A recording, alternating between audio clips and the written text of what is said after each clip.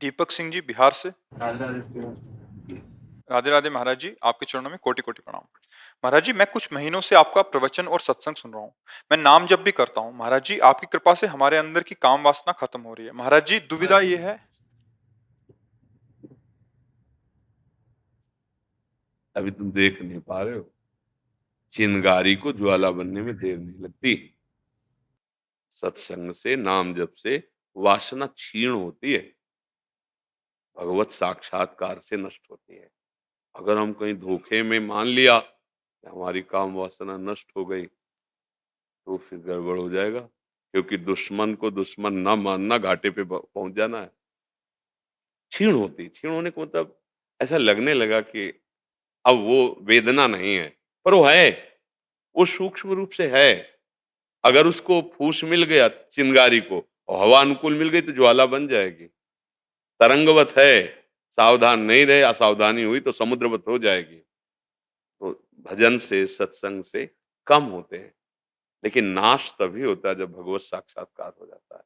तभी वो माना जाता है कि अब इसको कोई बिगाड़ नहीं सकता। नई स्वात्मा रामम विषय मृग तृष्णाम भ्रमयति। जो आत्म तत्व का बोध प्राप्त कर लिया, फिर उसे भ्रमित माया नहीं कर सकती। एक संत थे, रोज भिक्षा मांगने जाते थे। तो गांव के किनारे एक वैश्या का घर था। तो उनके पास बकरा था, तो बकरा की दाढ़ी थी। तो पूछते थे, बाबा जी, विनोद करते थे, तुम्हारी दाढ़ी अच्छी या हमारी बकरे की दाढ़ी अच्छी? वो कुछ नहीं बोलते थे।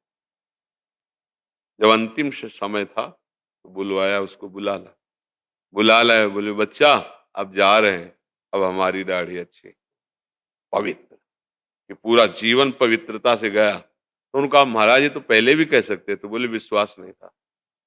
मतलब सिद्ध महापुरुष, भगवत मार्ग के पथिक, जब तक शरीर में प्राण तब तक सावधानी। कभी धोखा हो सकता, माया बहुत बलवती है। अभी तो तुम बच्चे हो और कुछ महीने से सत्संग सुन रहे हो और आपने फाइनल कर दिया कि आप काम विजयी हैं। आपके अंदर काम नहीं है।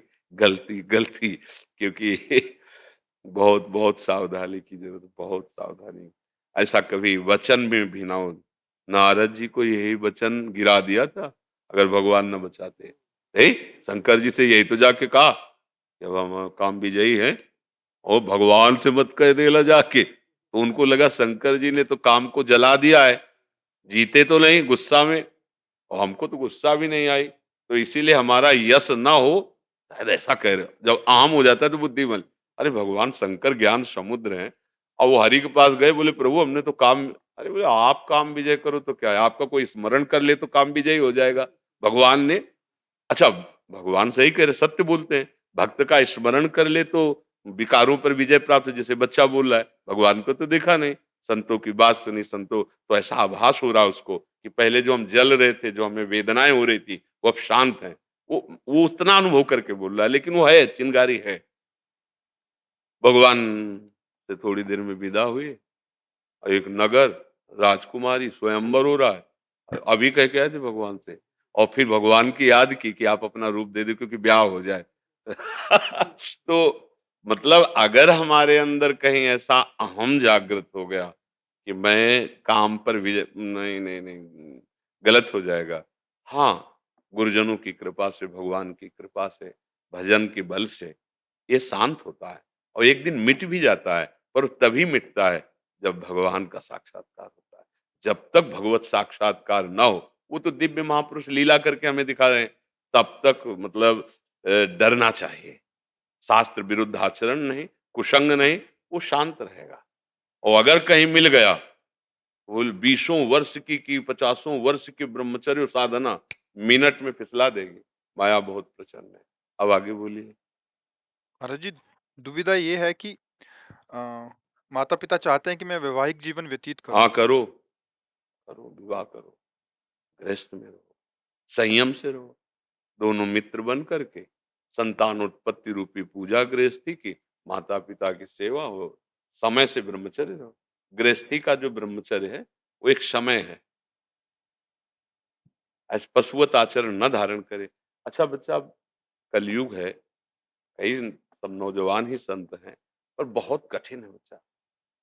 संत मार्ग बहुत कठिन है। शासन में गुरुजनों के दृष्टि में रहने पर हम बच सकते हैं।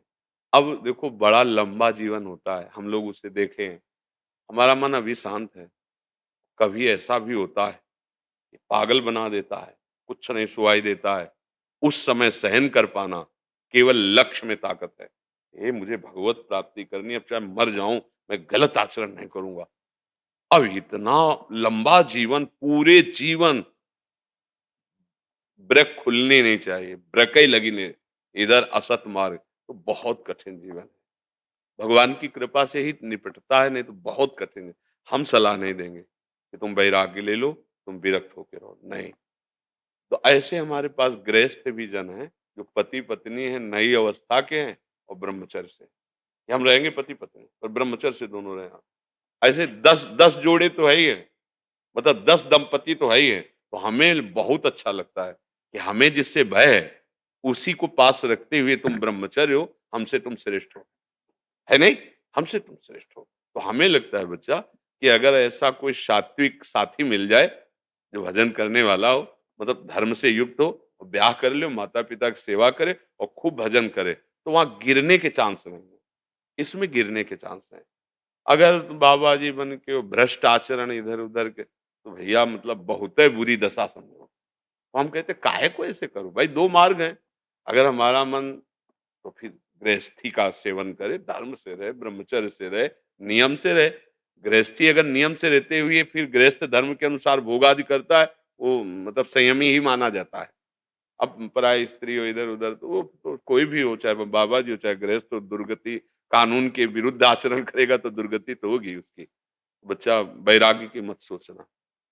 देखो, हम लोग जैसे समय व्यतीत किए ना, अब वो समय नहीं है। ये तो कहो धाम है, इतनी व्यवस्था है।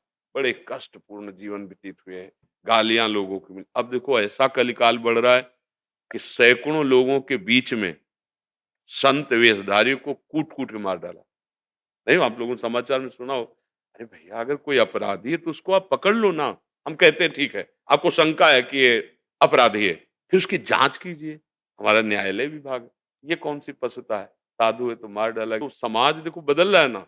हमें लगता है कि अब जो आ गए हैं भगवत मार्ग में, भगवान रक्षा करें, गृहस्थी में रह के भजन करना चाहिए। आज भ्रमण का समय नहीं कि आप गंगा यमुना किनारे घूमो, मांगो, खाओ, आज समय नहीं है। समय नहीं रहेगा कि साधु का मंडल लेके भ्रमण करें। आप देखो भ्रमण बंद, सब संत महात्मा अपने-अपने इष्ट के धामों में, पुरियों में अपना-अपना कुटिया बना के भजन कर रहे। समय बदल गया। नहीं पहले ऐसा ही था, आज इस वृक्ष के नीचे, कल उस वृक्ष, आज इस गाँव में, कल उस गाँव में, ऐसे भ्रमण करते, आज समय नहीं है। तो बहुत कठिन है भगवत मार्ग, इसलिए बच्चा ऐसा तो सोचना ही मत। हाँ, ये सोचो भगवान की प्राप्ति करनी, संयम से रहना है, माता-पिता की सेवा करनी, भजन करना, पक्की बात। देखो वो तो हमको भी करना पड़ रहा है। हम आपसे बात कर रहे हैं ना, हम आपकी सेवा कर रहे हैं ना, समाज को लेके चल रहे हैं ना।